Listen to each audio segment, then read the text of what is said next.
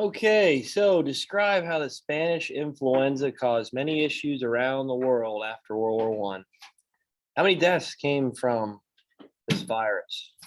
So, talk a little bit about the effects of it, where it originated, obviously the conflict, the war, and how it spread so quick. And obviously, this was something that hasn't been seen before, maybe until now. Right?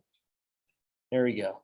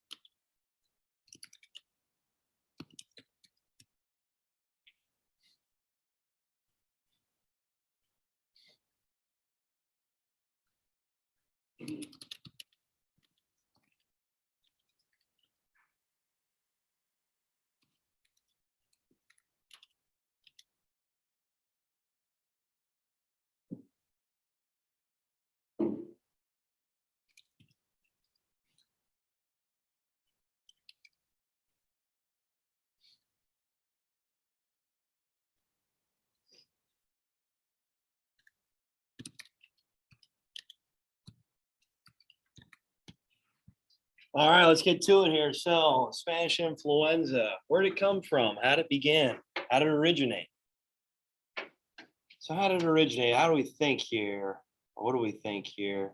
Gail, where did it come about? What do you think? Okay, all right.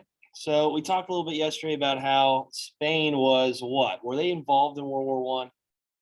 They're a neutral country, right? So they didn't really have forms of propaganda or media to try to direct towards another opposition, maybe, or to maybe push this influenza on someone else.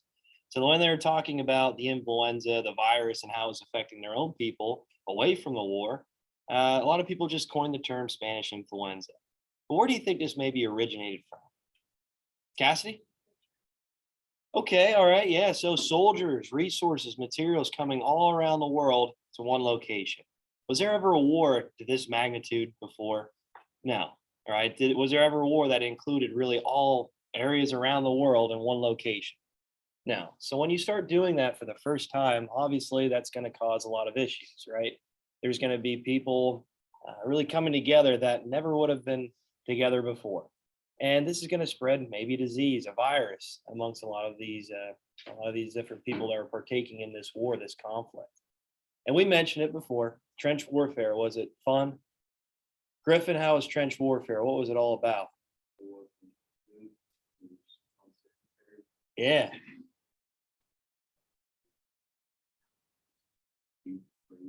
Yeah, there's no privacy, right? There's nowhere to go to the bathroom. There's no food, lack of resources, a little no water. And we all talked about how there's no drainage in the trenches. So where you went to the bathroom, right where you stood, chances are you're standing right in waste. And it was disgusting. It was terrible. And we talked about that a lot already a couple weeks ago. And with this virus, is going to spread pretty quick amongst the people. So after the war, do you think the virus just goes away? No, it travels home. Okay, as these soldiers are going back to, let's say, the United States, they're going back to their home countries. So does the virus, right? And it spreads pretty quick. So we talked a little bit about it yesterday and comparing it to COVID-19. So there's makeshift hospitals that were being created all across really the United States and the world, right? Whether it's in schools or in different types of theaters, auditoriums, to try to help benefit the people out through these hard, difficult times. And there were mask wearing, there were quarantines, there were government shutdowns in some places and areas. And you can compare a lot to today with COVID-19. Um, one thing though that's different is what were some maybe difference about this than today with COVID-19? Cassidy?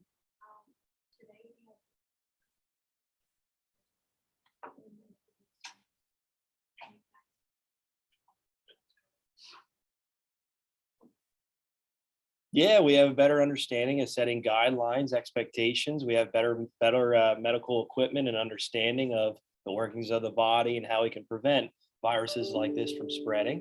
Good. Obviously, still a concern today that we don't really have full answers, right? It's still very questionable, and it's a really hard decision to make. Obviously, what to do with this pandemic level virus. Tanner, you have something else? Yeah, it did have it had a higher mortality rate, and it killed how many people roughly? What's that? Yeah, around 50 million people. It killed more people than the war itself. Okay, so that's obviously shocking numbers.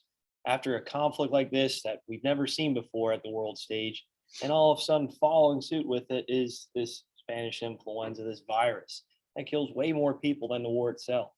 So this is a huge shock. All right, so President Wilson, what did he do? Did he stop and shut down the country? Did he make people quarantine? What did he do? Eddie, did he shut down the country? No. Why not? Why not? What did America have the responsibility of doing after the conflict, after the war? Noah? Yeah, rebuilding, right? We're the only industrial power really left at the end of World War One. These European countries were all really decimated, right? They lost a generation of people. They lost a lot of their industries as the fighting was done solely in Europe. In America, we didn't see the fighting on our home ground. Okay, we didn't really lose that many men comparable to these other European countries. So when you're looking back at it, well, Wilson, he had a tough decision to make. Was he going to accept really the effects of the virus, or is he going to try to move the United States even more as this industrial power? Well, he chose to rise the United States more as an industrial power because the rest of the world depended on U.S. manufacturing. The rest of the world depended on the United States products, their finalized goods to try to rebuild. And he saw this as an opportunity, right? He saw this to climb even more up that world stage. And we did. There was no one else comparable to the US when it came to manufacturing, when it came to producing goods. And even as agriculture, right? It wasn't just focused on the factories and the businesses, the industries. It was also agriculture. All right, so you guys good with that? The Spanish influenza. So again, there's a lot of parallels between COVID-19 and the Spanish flu, but I guess you could say just lack of understanding is one big difference back then than now. Okay, we don't have the ability to be connected all around the world with a click of a few buttons on our social media, our phones, or whatever you might have. Back then, I know we talked about it at the end of class. People communicated through the newspapers, magazines, through poems. It's like they wrote poems about the influenza and how to stay protected, and maybe some symptoms about the flu, and obviously articles written in newspapers and magazines. Now there's way more connection, right? You can just go on Twitter, you can go on social media, you're on your phone and search it pretty quick. Some of the effects, the symptoms, and maybe how to stay protected. All right, is there any questions on that? Okay, there's a lot to that. Obviously, this impacted the whole world after World War One. So now I'd like you guys to work on this writing assignment here. Should be able to get it finished by the end of class. If not, have it done for tomorrow. This should take you the rest of class anyway. I like to hear your thoughts and opinions about the matter and how you can maybe compare it. And I just kind of ran through everything with you about what this prompt is about.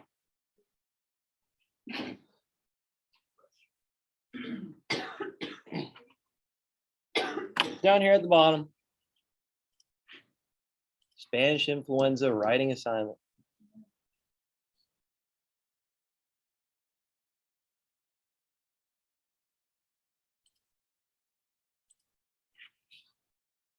So here's the prompt.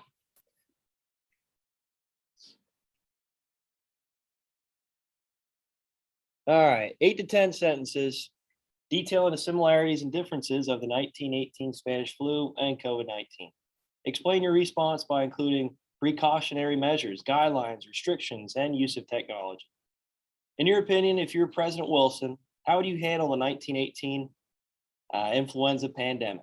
Remember, this was America's opportunity to rise even more as an industrial power after World War One. At the same time, this Spanish flu killed more than 50 million people.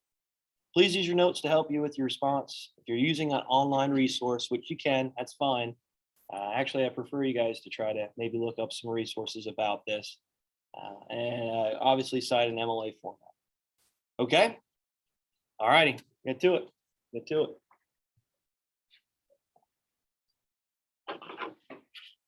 What's up? You can write it on a separate Google Doc if you'd like. How do you get a Google Doc up? Gabe, do you know how to get a Google Doc up? You want to show her? Thank you.